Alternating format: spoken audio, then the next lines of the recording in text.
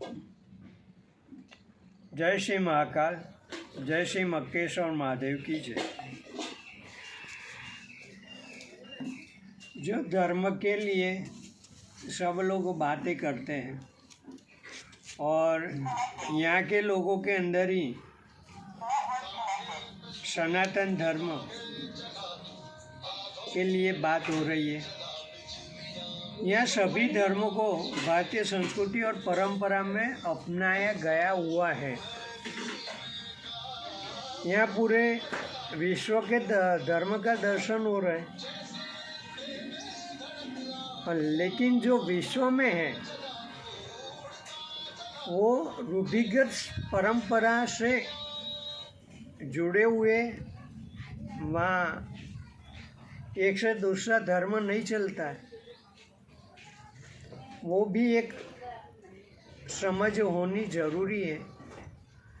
विश्व में जाओगे तो करीबन 125 से ज़्यादा देश है, वो क्रिश्चियन कंट्रीज बोला जाता है। वहाँ ज़्यादातर क्रिस्ती धर्म के अनुसार ही शासन चलता है और ऐसे करीबन 7 से ज़्यादा देश मुस्लिम कंट्रीज़ है। उसमें मुस्लिम कम्युनिटी से आधार पे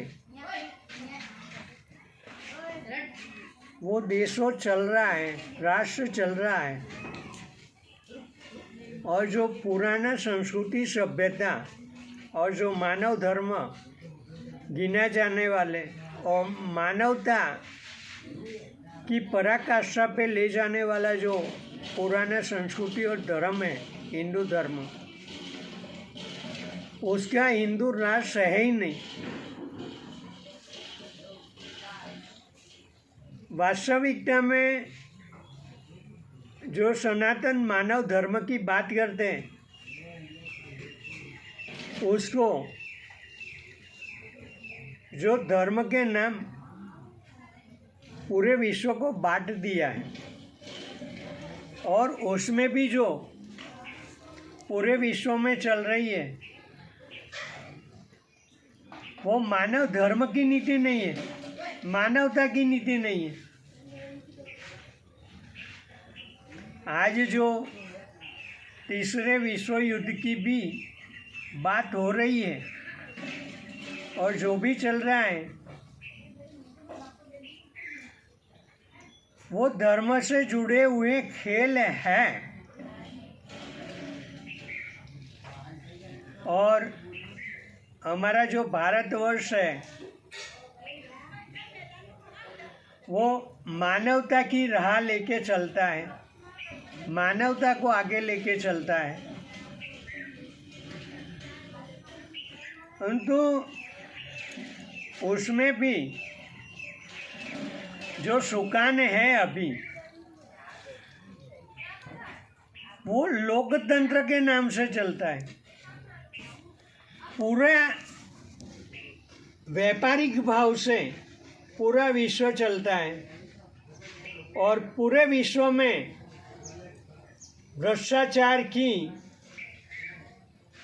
व्याप्त है। और जो सत्य और सत्य की बात आती है तो भ्रष्टाचार असत की वजह से है।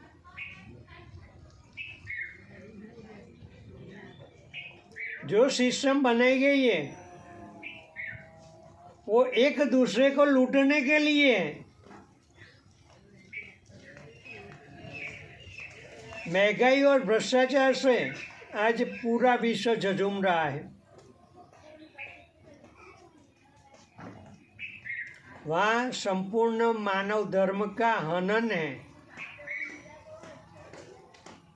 और हनन इसलिए है कि जो पहले मानव धर्म, सनातन धर्म पूरे विश्व में व्याप्त था, उसमें जो सही दिशा और मार्गदर्शन और जो सिद्धांत थे मानवता के लिए, वो विफल हुए हैं। आज जो भी पुरानी संस्कृति की बात करते हैं, वेदकालीन की बात करते हैं, साइंस की बात करते हैं, तो सबसे साइंस का मेन जो भाषा और लैंग्वेज है वो संस्कृति है।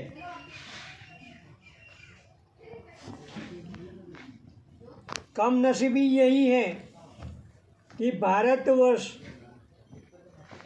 मूल संस्कृत भाषा के थे और संस्कृत भाषा ही यहाँ से नामोशेष कर दी गई है। जो साइंटिस्ट लोग संस्कृत को अपनाते हैं अवकाश के लिए, वाकई हमारे जो सप्त ऋषि हो गए, उसके नाम के आकाश में तारे भी हैं।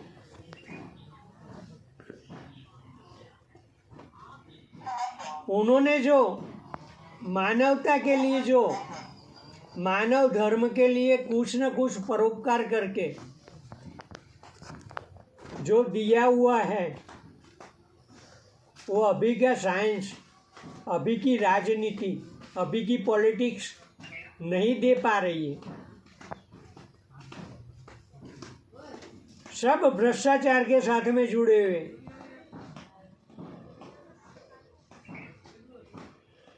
आज जो पॉलिटिक्स के अंदर देखो तो एक दूसरे की टांग खींचने का धंधा चलता है। जो हिंदू धर्म, मानव धर्म को खत्म किया गया है, हनन किया गया है, तो वो लोकतंत्र की जड़ों की जरिए।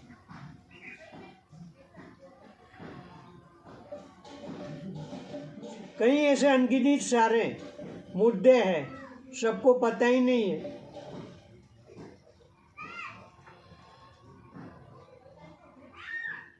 जब राजाशाही थी तब इतनी महंगाई नहीं बढ़ती थी। अभी लोकतंत्र में क्यों इतनी महंगाई बढ़ रही है? लाखों वर्षों तक जो मानवता के साथ में जो चली आ रही हमारी भारतीय परंपरा, हिंदू राष्ट्र की जो परंपरा थी, वो नष्ट विषय रूप से असत्य मार्ग की गई है।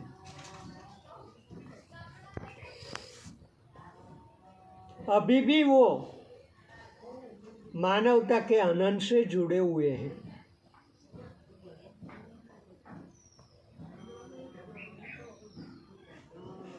तो इसलिए मेरे को ये कहना पड़ता है कि मैं एक मुहिम लेके निकला हूँ। जागो हिंदू जागो, भगवा क्रांति की जरूरत है। आत्मरक्षा के लिए सबसे बड़ा हथियार है। और हमारे यहाँ के जो भी सभी देवी देवता हैं, उसके हाथ में हथियार थे। हथियार बिना का कोई देवी देवता नहीं। और हमारी जो गुरुकुल परंपरा है, जो नष्ट की गई है, जो शिक्षा नीति है, वो जब 4 साल के बच्चे होते थे, 5 साल के बच्चे, तो गुरु आके ले जाते थे और उसको 4 वर्ण आश्रम कर्म के आधार, जो ज्योतिष और एस्ट्रोलॉजी की बात करें तो उसमें आता है वर्ण। वर्ण यानी कि जो बालक है, जो भी है, बच्चा है, उसका स्वभाव कैसा रहेगा। तो ग्रह दृष्टि और उसके हिसाब से किसी का स्वभाव नेतृत्व के साथ में रक्षा का होता है, वो क्षत्रिय धर्म की ओर आता है। किसी का स्वभाव ज्ञान की परिभाषा में आते, विद्वता की परिभाषा में आते, तो उसको ब्राह्मण कहलाए। और जो व्यापार वाणिज्य के अंदर जो अग्रसर रहने वाले के दिमाग है, उसको वैश्य कहलाए। और जिसका सेवा भाव है, तो उसको शूद्र कहलाए। उस हिसाब से कर्म के आधार पे जातिवाद में नहीं था।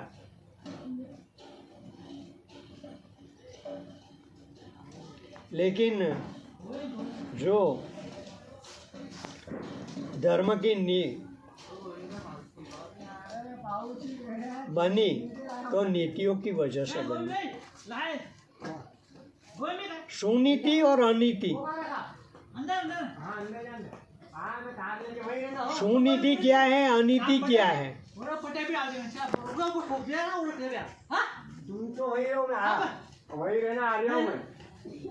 राजा के साथ में राज दरबार में सुनीति चलती थी, और अभी सुनीति है ही नहीं। अभी कहीं न्याय की भाषा बोले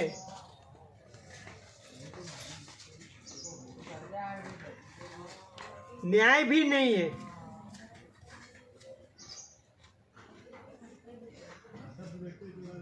हमारी गुरुकुल परंपरा के अंदर 64 विद्याओं के जानकार शस्त्र विद्या के साथ में जो थे, तो वो सबसे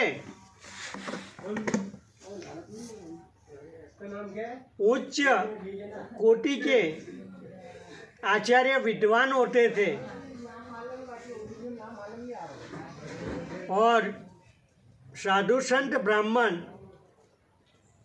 वही विद्वता के साथ में गुरु पद पे विराजमान होके, आचार्य पद पे विराजमान होके हमारे बच्चों के ले जाके धर्म की नींव पे, धर्म के आधार पे आश्रम में बड़ा करके उसको 4 वर्णाश्रम में उसकी काबिलियत के मुताबिक उसको पारंगत बना के शादी ब्याह करके वो अनुभवी होके आश्रम से निकलकर कमाई करने के बावजूद में आश्रम को दान दक्षिणा देते थे। हमारे जितने भी शूरवीर योद्धा हुए, पूरी सेना हुई या राजा महाराजा हुए, तो सभी को, यानी जो भगवान कहते, भगवान को भी गुरुकुल के अंदर आके शिक्षा लेनी पड़ती थी। और राजा महाराजा भी गुरु का आदर करते हुए जब राज्य में जब गुरु आते थे, तो उसका सम्मान में अपना सिंहासन पे बैठा देते थे। वो सम्मान आज लोकतंत्र की वजह से और आज की जो शिक्षा नीति की वजह से छूट गया है। गुरुकुल परंपरा ही नष्ट हो गई, डिवाइड एंड रूल्स पे चलते। और जो न्यायालय बनाए हैं वो भी न्याय देने में काबिल नहीं है। राजा होते थे वो तुरंत न्याय दे देते थे, आधे घंटे में न्याय हो जाता था। आज 20-20, 25-25, 30 साल, 50 साल होने के बावजूद में न्यायालय में न्याय देने में काबिल नहीं है।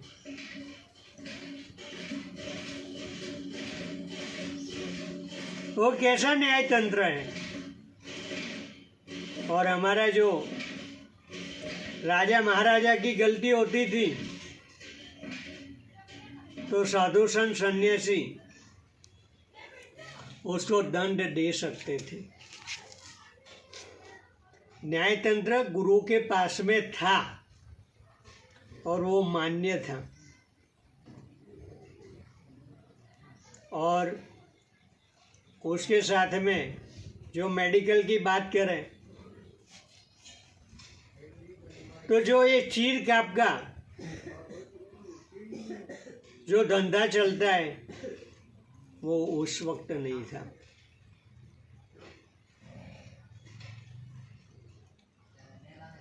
वो ऐसे जड़ी बूटियों, आयुर्वेदिक जो धन्वंतरी की ज्ञान कहते हैं, तो आयुर्वेदिक औषधियों से हमारा इलाज होता था। और वही गुरु परंपरा में साधु संत सन्यासी ब्राह्मणों के पास में था, आज नहीं है। और आज की किसी के पास में विद्वता की बात करें तो पूर्ण विदम पूर्ण है ही नहीं। और जैसा कि आगे जाके मेरे को ये भी कहना पड़ता है कि जैन धर्म की उत्पत्ति बुद्ध धर्म की उत्पत्ति के साथ में जो संप्रदायवाद इतना फैल चुका है कि उसकी वजह से लोग दिशाहीन हो चुके हैं। मैं मेरी वाणी को यहाँ विश्राम देता हूँ। जय श्री महादेव, हर हर महादेव, हर हर